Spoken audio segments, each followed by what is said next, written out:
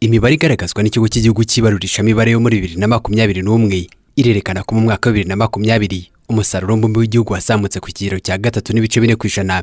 Uyu wavuye kuri miliyari 9,315 z'amafaranga y'u Rwanda zo muri 2019 ugera kuri miliyari 9,746 z'amafaranga y'u Rwanda muri 2020. Imibare kandi irerekana ko muri uwo mwaka u Rwanda rwari rutuwe na miliyari 12,952,218. Ibi bivuze ko muri icyo gihe umunyarwanda umwe yakabaye yarinjije 752,457 y'amafaranga y'u Rwanda. Ariko siko byagenze, kubera ko imibare ya banki y'isi igaragaza ko umunyarwanda umwe, ni ukuvuga kuva ku muhinzi wa Zanyabimatana w'inkingi kugeza ku muherwe n'umudiplomate batuye Nyarutarama, Vision City na Kiyovu, ngo muri uwo mwaka binjije amafaranga angana n'ibihumbi 797,756 y'amafaranga y'u Rwanda kuri buri umwe.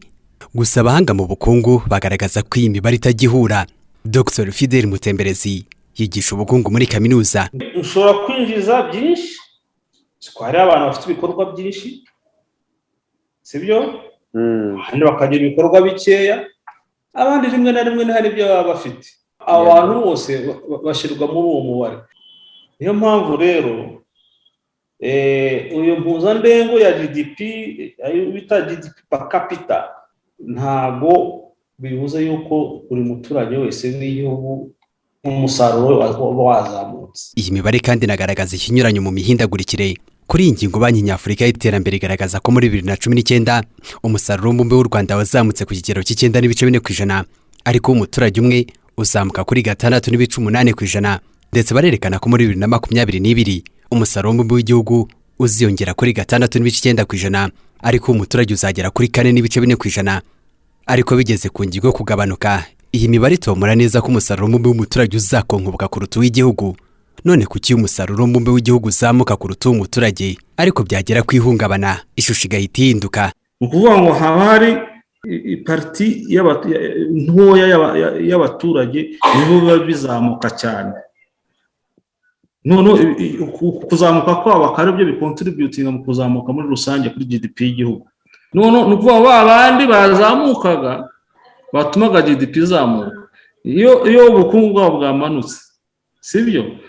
Uko bigenda kose ntago bumanuka ku rwego rumwe, nubwo babandi nabo bari basanzwe enda tubyara abakene cyangwa bafite bikeya.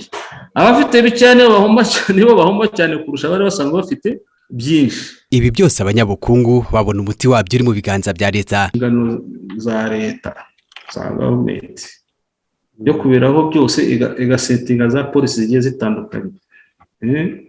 None se reka nkubaze,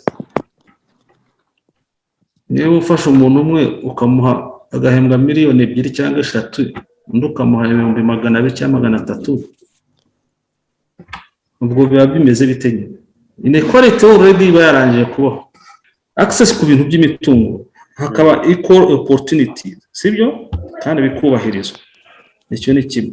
Ibi nabikubwiye ni taxes, sibyo? Winjiza byinshi nawe agasora menshi.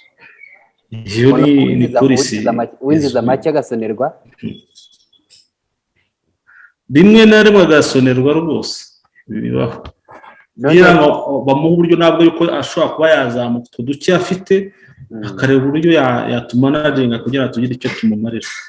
Ariko mwamenya ntibantera amabuye abafite byinshi, sibyo? Ariko niko bigenda kujya habe distribution, sibyo? Kujya habe isaranganya ry'ubutunzi bw'igihugu, niko bigenda naho binyura. Mu gihe cyose bitagenda bitya, abahanga mu bukungu bavuga ko iterambere rya rubanda ryakomeza kubarerwa mu mifuka y'abantu mbarwa. Bityo ngo hakenewe impinduka mu nzego zose ku buryo abantu bose bagira amahirwe angana ku butunzi bw'igihugu.